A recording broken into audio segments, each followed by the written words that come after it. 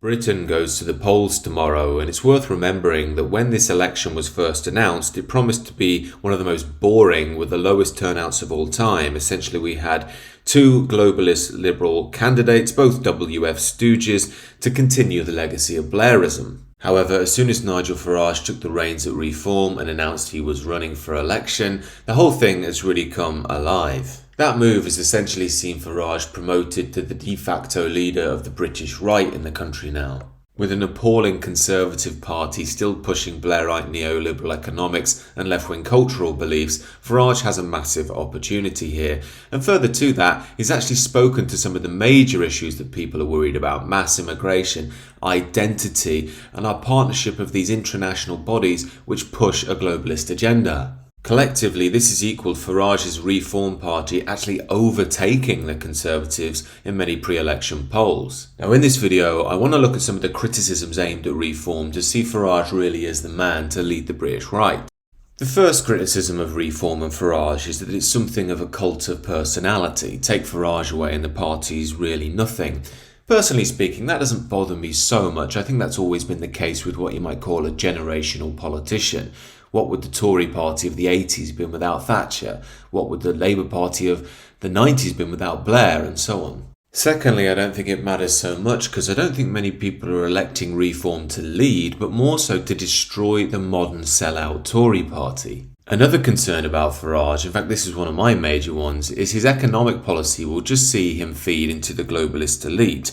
He's always been a Thatcherite at heart, and Thatcherism isn't going to help us with the modern problems we face. That said, Farage has surprised even me by showing he does seem aware of what the public actually want in this regard. He's spoken about moving away from the World Economic Forum and the European Court of Human Rights, for instance. You can never be sure if it's contrived or if it's truly felt, but Farage does seem to have an instinct for how the British people feel in that regard. We know that organisations like the World Economic Forum and the European Court of Human Rights are essentially just the levers of globalism. That is, they essentially enforce policy from behind the scenes and dictate the agenda of a given country. That Farage is taking aim at these things seems he understands the cultural argument that's got in the bones of many on the right. Another reason I'm not so bothered about this is because I believe we should think less in the terms of Nigel Farage might be using us to how can we use Nigel Farage. What I mean is, we have to think bigger than simple election cycles. Look at our country over the past 30 years. It's essentially been governed by Blairism. That's bigger than election cycles. Essentially what Farage and Reform represent is an opportunity to open up the centre and the right of politics to let dynamic, new, fresh ideas be born. This, in my mind at least, is absolutely essential if we're to pitch any battle against the agenda of globalism, the mass immigration, multiculturalism, etc., etc. As I've said before on this channel, the biggest question that the people of the UK, the people of Europe face at the moment is, do they want to be minorities in their own countries and continents? Of course, the media and the progressives will call you evil and racist for even mooting such a question, but in my mind there isn't a more rational, important and ethical question to ask for the sake of our ancestors and descendants than that. So it seems to me then that Farage is something of a battering ram that could A, smash the Tory party, which is essentially just a Blairite party anyway now that's betrayed everyone.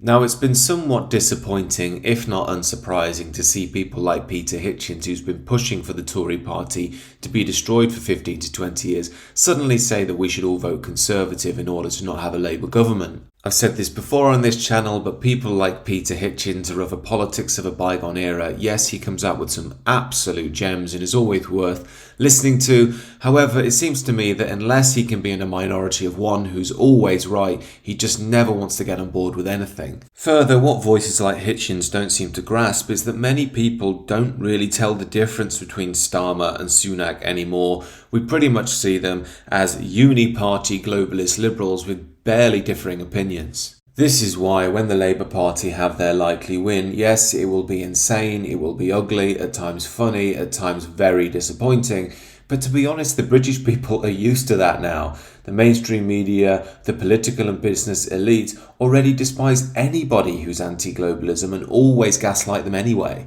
Further, the reality is, despite the Labour Party cloud being extremely dark and it's only going to worsen what the Tory party have already done, fundamentally it will allow the average person to see how bad the mainstream Labour Party really are. This is why the election after next will see a massive swing back to the right, and the right needs to be ready for that time. In essence, I do believe a vote for reform is worth it, if only to destroy the Tory party. However, our long-term thinking should be aimed more towards civilizational rebirth and how we're going to deal with the chaos of globalization. These are just some of my thoughts. However, do let me know your thoughts down below on the upcoming election, and do consider subscribing to the channel.